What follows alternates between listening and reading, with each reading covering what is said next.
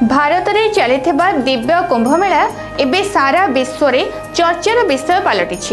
लक्ष लक्ष संख्यार भक्त साधु सन्त एठारे एकाठी होइछन्ति। एही कुंभमेला रे स्वर्गर देवादेवी माने मध्य बुड़ पकाइबा पई आसन्ति बोली कुहाजे। तेबे आपण जानते कि एही कुंभमेला केबेठु आरंभ होइतिला आउ काहीकि आरंभ होइतिला? 12 वर्ष रे थरे त्रिवेणी संगम ठारे आयोजित हुए कुंभमेला।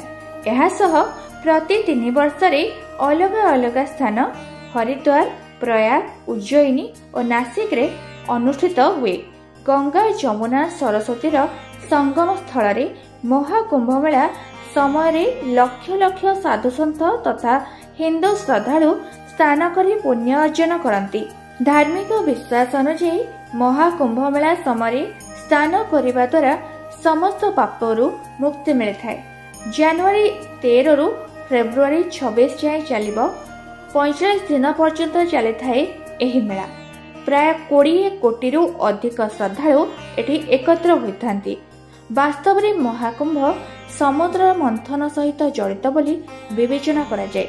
इतिहास अनुसार देवासुरଙ୍କ मिलित समुद्र मंथनरू अमृत बाहरिला। राक्षस माने देवता को परास्त करी अमृत निज पाखरे रखिनेले। असुर मानक ठारू अमृत को सुरक्षित स्थान को नहीं जिबा पई गुरु बृहस्पति योजना प्रस्तुत कले। सेथिपाई से इंद्रଙ୍କ पुत्र जयंत को पठाइले। जयंत को सहयोग करिबा पई 4 जण देवता तांक सहित जोग देले। कलशरे थिबा अमृतर सुरक्षा और अमृत जेपरी चहली पड़ी न जाए सेथिपाई चंद्र को पठागला। जयंतଙ୍କ सहित गले निजे सूर्य देवता।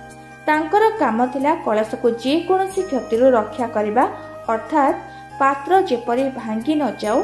बृहस्पति निजे राक्षस को अटकाइबा काम रे नियोजित हेले। शनि जयंतଙ୍କ उपरे नजर रखिबा कार्य रे नियोजित हेले। जयंत लोभरे आसी जेपरी सब अमृत पी न दियंतु सेथिपाई एपरी योजना देवता माने प्रस्तुत करथिले। देवता माने असुरଙ୍କ ठारू अमृत चोराई आनिले सत, किंतु 4 बुंदा अमृत पृथ्वी उपरे पड़ीगला। जयंत अमृत नहीं पलाई जाउथबा बेले राक्षस तांकर पीछा कले और संघर्ष हैला। संघर्ष समय जोंठारे अमृत पड़िथिला सेही 4टी स्थान हेउची प्रयाग, हरिद्वार, उज्जयिनी और नासिक। सेथिपाई कुंभ केवल एही 4टी स्थान रे संगठित होईछि। अमृत चोराइबा पई जयंतଙ୍କ सहित सूर्य, चंद्र, शनि और बृहस्पति जाइथिबारु सेही ग्रह मानक अवस्थान अनुसार कुंभर स्थान और समय निरूपण करा जाए। विश्वास करा जाए जे देवता एवं राक्षस मानक मध्यरे 12 दिन धरी युद्ध होइतिला, जहा मानव जीवनर 12 वर्ष सहित समान। एही कारण हेउछि महाकुंभमेला केवल 12 वर्ष पर संगठित होइथाय। एही कारण पई महाकुंभमेला केवल 12 वर्ष पर संगठित होइथाय। शास्त्र रे कुहा जायछि जे पृथ्वी रे गोटे दिन देवता मानकर होइथाय। एथिपाई सबु 12 वर्ष पर सही स्थान रे पुनः कुंभर आयोजन करा जायथाय। देवतांकर 12 वर्ष पृथ्वी लोकरे 144 वर्ष पर आसीथाय।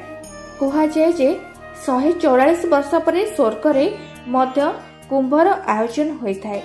एथिपाई सेही वर्ष रे पृथ्वी रे महाकुंभर आयोजन करा जाय। ज्योतिष शास्त्र अनुसार महाकुंभर संगठन ग्रह मानकर स्थिति उपर निर्भर करे, विशेषकर बृहस्पति एवं सूर्यकर राशि चिन्ह। बृहस्पति प्राय 12 वर्ष मध्य एहार 12 राशि चिन्ह माध्यम एक संपूर्ण घूर्णय करती। बृहस्पति कुंभरे एवं सूर्य मेषरे थिबा बेले महाकुंभ संगठित हुए। एही कारण हेउची प्रति 12 वर्ष रे एही महान पर्व पालन करा जाय। तेबे कुंभरे स्थान पाई विशेष किछि तिथि रहिछि। सेगुड़िक हेउछि मकर संक्रांति, पौष पूर्णिमा, मौनी अमावास्या, बसंत पंचमी, माघ पूर्णिमा। कुंभमेला मुख्यतः 4 प्रकार होइथाय, यथा कुंभ, अर्धकुंभ, पूर्णकुंभ एवं महाकुंभ। कुंभमेला केवल शास्त्र भितर सीमित नुहे, यह भारत और भारत बाहर मध्य परिचित। अथर्व वेदर 4th मंडलर 34 स्तुति और 19 मंडलर 53 स्तुति कुंभ शब्द व्यवहार करा जायछि। महाभारतर अस्तिका पर्व और तीर्थयात्रा खंडरे प्रयागराज रे स्थानर महत्व वर्णना करा जायछि। पद्म पुराण अनुसार कुंभ मेला समय संगम स्थान मोक्ष प्रदान करिथाय। मत्स्य पुराण रे मध्य समान वर्णना देखिबाकू मिलिथाय। हर्षवर्धन राजत्व काल रे चीन परिव्राजक वेनसांग भारत भ्रमण करथिले। तांको भ्रमण वृत्तांत रे मध्य कुंभ मेला रे उल्लेख अछि। 2017 रे यूनेस्को कुंभ मेला को मानवतार अमृत सांस्कृतिक परंपरा सूची रे शामिल करथिले। तेबे आजिर स्पेशल रिपोर्ट को एठी रखुछु। आपण देखुचंती कर्तव्य न्यूज। मो सोनाली रहुछि। नमस्कार।